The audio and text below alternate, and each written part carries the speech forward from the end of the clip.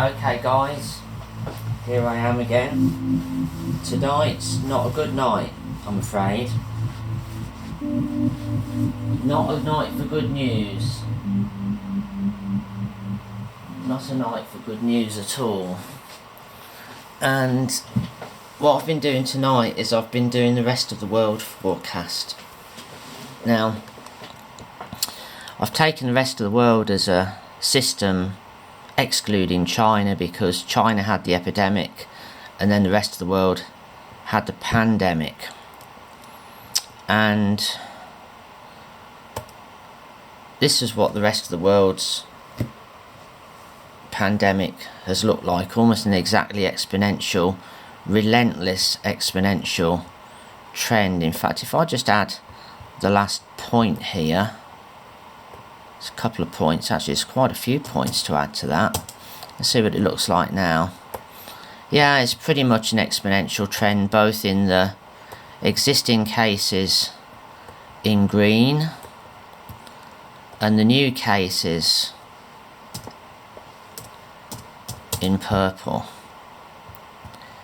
Okay, so that's up to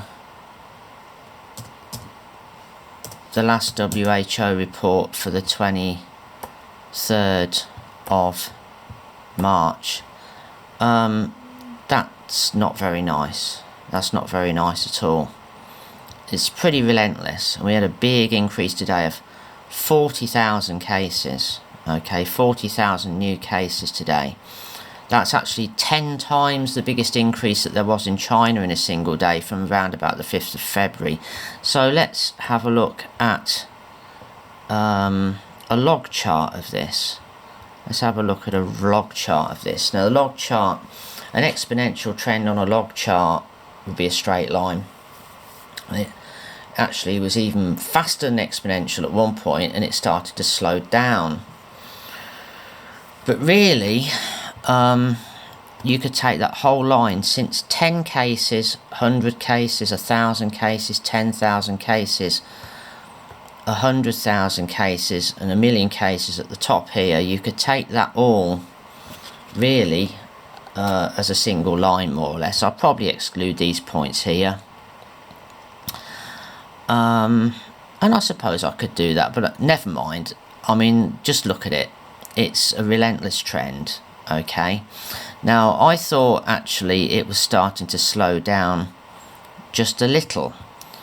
So a given percentage increase on here will be a given increase in height, if you like, on this chart, on log chart.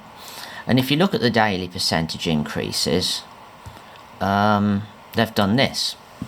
They've started to fall a little bit from that, but that was when they were at their steepest, and they've started to fall a little bit from 25 to 30%, down in the 20 to 25 region, then in the 15 to 20 region.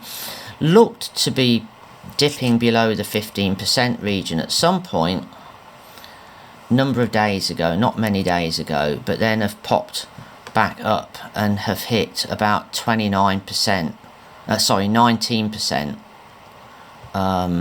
today. If you look at the actual data itself, if I look at the data, and there's too much of it on here, but there we have the rest of the world. Okay, excluding China. As I said, I'm excluding China because the rest of the world is a different system, but that is the number of cases in the box today. That's the increase, 40,000. And that's a different way of calculating it from the other data, just to make sure it's correct. That's 19.3% on top of yesterday's figure. You see, the last 2 days before that were 14 and 20. Okay, so if you go back to this chart,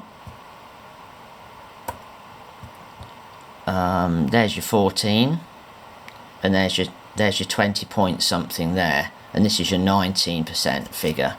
Okay, so I started to try to calculate a trend for the rest of the world back here, and it was steeper, and it was a steeper downtrend. Now A steep downtrend in the percentage change means that the percentage change goes down to zero. Zero's down here. Goes down to zero quicker, and you end up with fewer cases, and you end up with a shorter pandemic. But then there was this uptick here, and the line became shallower. And then there was another uptick, and the line has become even more shallow. Now, the first time I calculated, I probably got something like 1.6 million cases for the rest of the world, which you can count, frankly, as being the entire world now for the pandemic. And round here, I was getting in the sort of tens of millions, but now it's really gone into the hundreds of millions. I'm just going to show you the results that I've got. Okay, these are the results that I've got. Okay, from that model. Each day I've calculated it. For the first day, the 17th of March, was 26 million cases. Then it went down a bit to 14 million because there was a slightly lower point. Then it went up to 29, up to 48.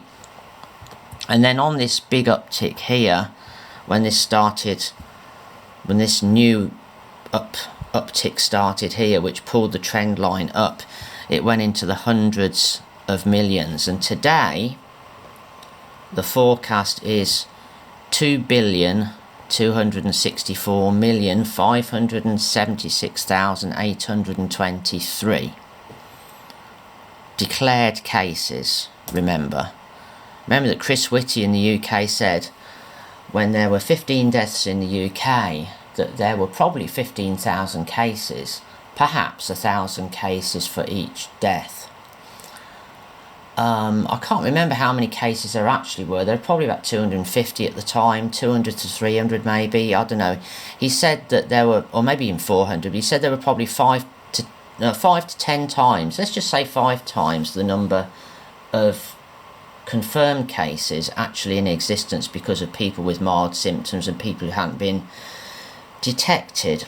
So I'm using those results. I'm only using the confirmed case results, and we're getting even these are very high figures, 50 million, 20 million, 30 million. These are extremely high figures, but this is the extreme figure. This is very ominous,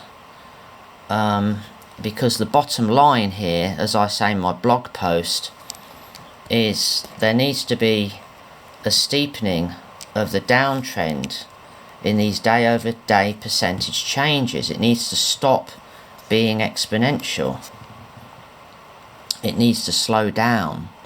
In order to stop this from being a worldwide infection, these methods were reliable for analysis of the trends in China and South Korea, and are starting to show some consistency for Italy's epidemic, all treated as separate systems. Okay, so there is no reason, I can't see a reason why this method should not provide a good forewarning of the potential for the world as a whole, especially since the pandemic was seeded from China to the rest of the world at around the same time. I should have put all of the countries in the rest of the world at the same times. At the same time will do. Okay, so that's my blog post. It's on COVID-19 stats.blogspot.com if anybody's interested to look at it. Okay, https://COVID-19 stats, no dashes or anything like that, .blogspot.com. Okay, forecasting for world totals, etc. Okay, but just that's the top one. That's the top story at the moment. That's the top headline, because it would be, wouldn't it, really? Right now, on the current trend, the whole world will be infected. That is the truth. That is the truth. Now, it's an unavoidable truth. I don't know what happens if we manage to control it here in Britain, at least during the spring.